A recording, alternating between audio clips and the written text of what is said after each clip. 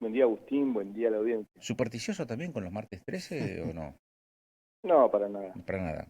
¿Qué es lo que más le preocupa respecto de lo que pueda llegar a ocurrir en los próximos días, teniendo en cuenta que todos hablan de una suerte de enfrentamiento, ¿no? Del poder central, del poder político nacional con las administraciones provinciales, Osvaldo?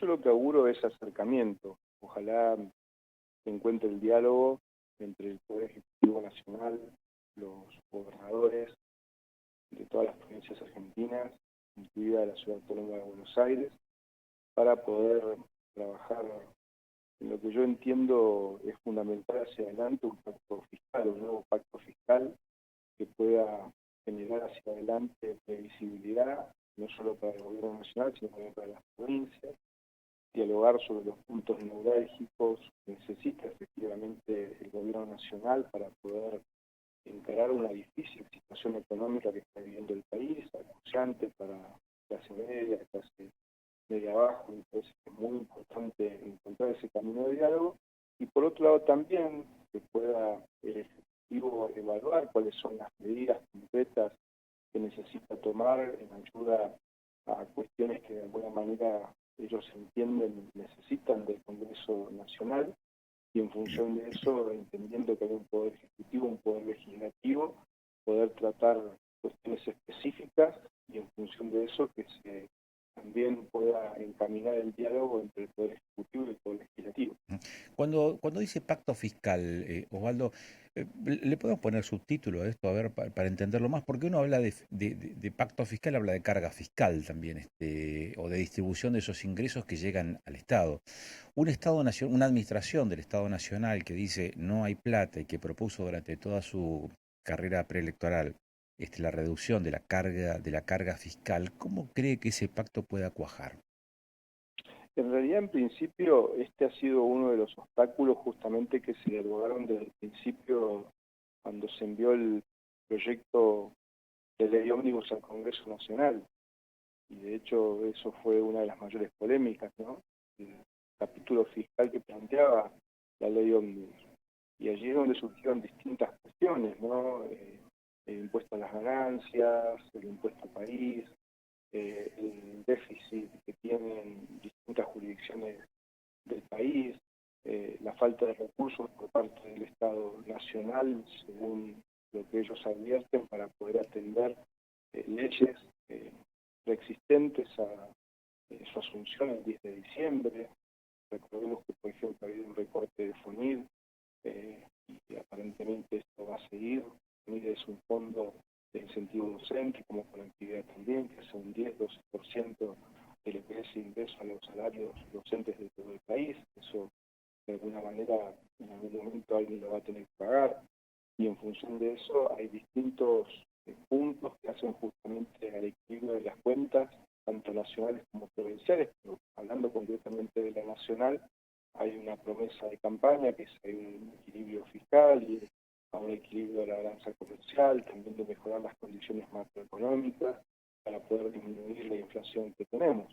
Está claro, no es algo que ha generado la actual gestión del presidente Milei, sino que es una situación que viene ya desde hace muchos años en función de distintas administraciones nacionales que han sido negativas. Entonces, teniendo en cuenta cuestiones económicas, financieras, entendemos que un punto importante a poder dialogar en esa mesa de trabajo es justamente un nuevo pacto fiscal que determine metas, que determine asistencia financiera y que determine además cómo las provincias devuelven aquellas que le pueden deber a la nación o cómo hace nación para devolver a las provincias aquellas deudas que sostiene con las mismas. Osvaldo, usted dijo Neuquén puede cerrar la llave del caño donde pasa el gas como una expresión de lo que podría significar la presión de Neuquén respecto del Estado Nacional. ¿Esto cómo hay que interpretarlo, Osvaldo? No, no fueron expresiones mías, esas son el titular de un medio de comunicación, que lo respeto, por supuesto, cada uno puede titular o escribir, yo soy muy respetuoso de las opiniones periodísticas. Ante una pregunta que se me hizo, yo lo que hice fue rememorar lo que en algún momento parafraseó el gran Felipe Zapac cuando planteó esto de no el caño, también en una situación de conflicto que había entre las provincias y la nación, ¿no? Yo entiendo que vivimos en un Estado federal, vivimos en un Estado republicano y que cuando hay dificultades o malos entendidos entre el Poder Central y las provincias, lo mejor es el diálogo, ¿no? Y no se trata de ninguna cuestión extrema. Me parece que justamente cuando hay conflicto lo que se tiene que hacer es apaciguar, y creo que es importante invitar justamente al diálogo, ¿no? Es decir, luego cuando uno hace expresiones de este tipo, uno puede aceptar que se titule de una u otra manera, pero no son palabras. Ujú. ¿Cómo cree que se logra, digamos, para que haya diálogo no solamente tiene que haber actitud, voluntad, sino que a lo mejor también tenga, a lo mejor no, quizás casi que te diría con un alto grado de certeza, lo que tiene que haber también son coincidencias. Eh, ¿Hay coincidencias? ¿Puede haber coincidencias? ¿Se construyen esas coincidencias con una gestión nacional y una provincial que puede evidenciar quizás puntos de fricción?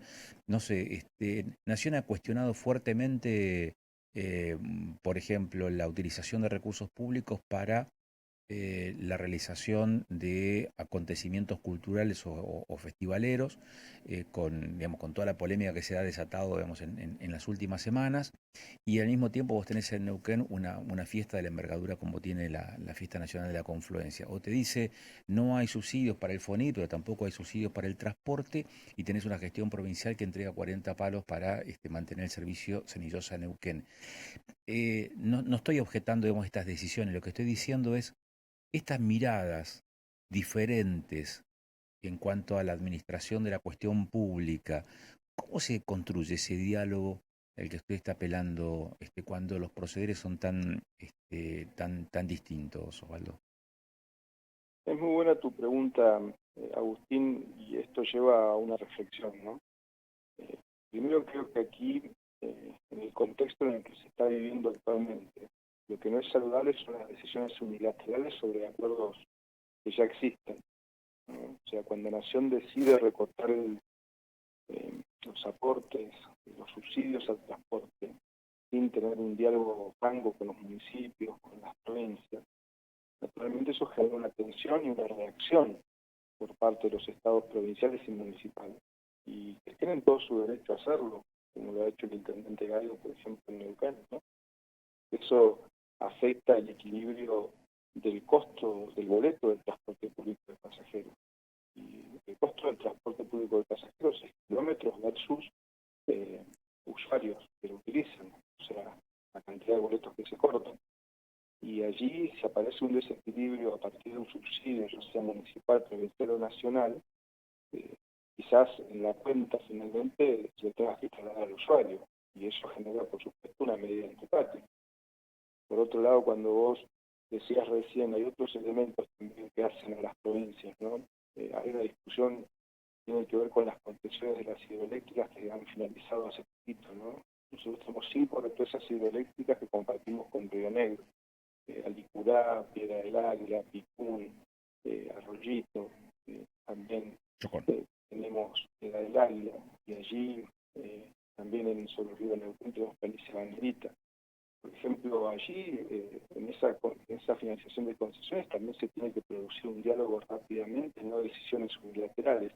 ¿Qué estoy queriendo decir con esto? Pareciera ser que hay un contexto nacional donde, en función de ir hacia el desequilibrio fiscal, y acordate lo que te digo, Agustín, hoy, Sí. el gobierno nacional va a lograr el equilibrio fiscal, pero lo va a lograr a costa de tomar decisiones unilaterales sin tener previo diálogo con las provincias, con los municipios, y en función de atacar justamente cuestiones que hacen a la clase media baja.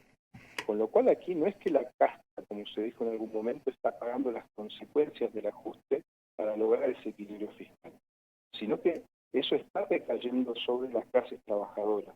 El colectivo lo usan los trabajadores y trabajadoras. Lo mismo ocurre cuando uno habla de FONIR en el caso docente. Lo único, también cuando uno habla de una tarifa eléctrica, cuando habla de una tarifa de gas. Entonces, eso va a terminar afectando. Entonces, yo creo que aquí hay un denominador común es ir tomando decisiones sin poder dialogarlas al menos, y eso va generando momentos de tensión, a lo que yo denomino también quizás la búsqueda de enemigos de manera permanente. El Poder Judicial objetó distintos puntos del DNU.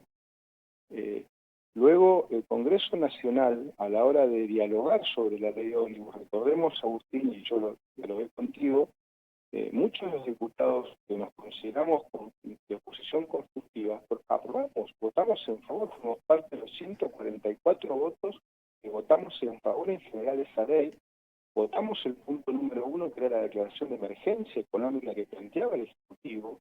Punto 2, punto número 3, fuimos dando las facultades extraordinarias que pedían para poder atender esa emergencia económica. Y en el punto número 4, inciso H, cuando aparece la zona fría y los fondos que alimentan la ley 25.595, entre otros puntos que atienden justamente esos fondos y fideicomisos, mandaron la ley a comisión. ¿Quiénes fueron los responsables? Los diputados. Entonces, hay como una suerte de lógica de posverdad o crear un nuevo relato que tiene que ver con buscar enemigos de manera permanente cuando hay gobernadores y hay también diputados, intendentes que quieren ayudar al presidente a que le vaya bien. Lo que yo digo es que ojalá se dejen ayudar. Cuando se plantea esta diferencia de criterios entre nación y provincia, y particularmente Neuquén, como bien lo decías, plantea que la eliminación de la zona fría no es algo aceptable para los patagónicos y los neuquinos en particular, siendo que son los productores de la energía y del gas que consume la Argentina. Se me ocurre que hay ahí también una discusión que es mucho más amplia.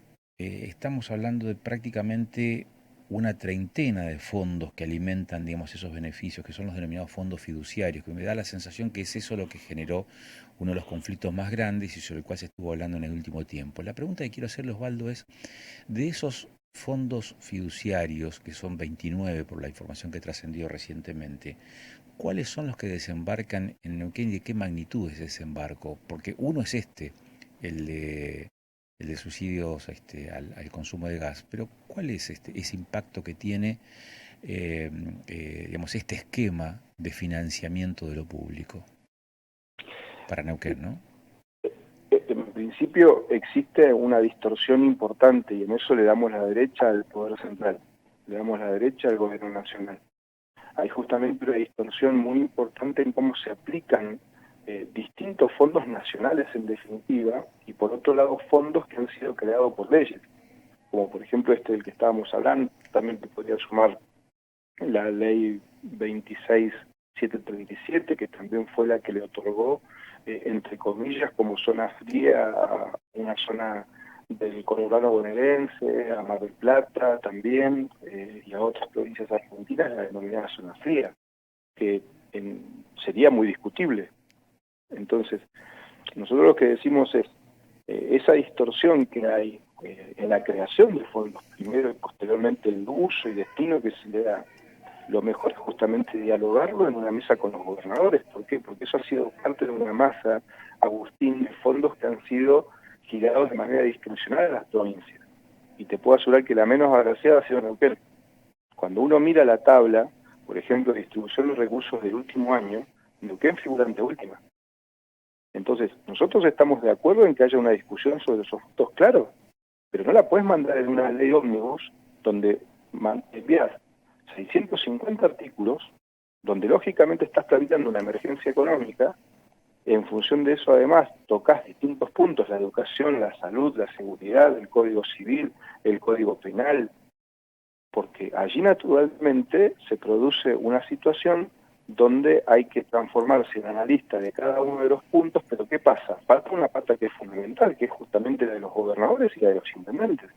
Porque si la Argentina, en su momento como república, el Poder Ejecutivo firmó determinados acuerdos con las provincias argentinas, el cambio de gestión supone una cierta continuidad jurídica sobre aquellos acuerdos preexistentes. O sea, no puedes borrar lo que escribió la anterior gestión. No funciona así la república.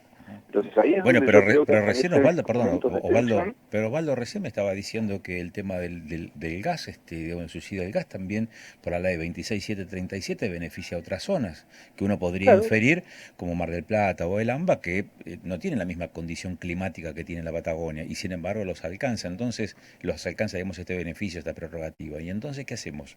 También viene de por, antes esa norma. ¿Qué hacemos? bueno, ¿Corregimos o no corregimos entonces? por eso justamente te digo, ¿dónde está la impericia del oficialismo?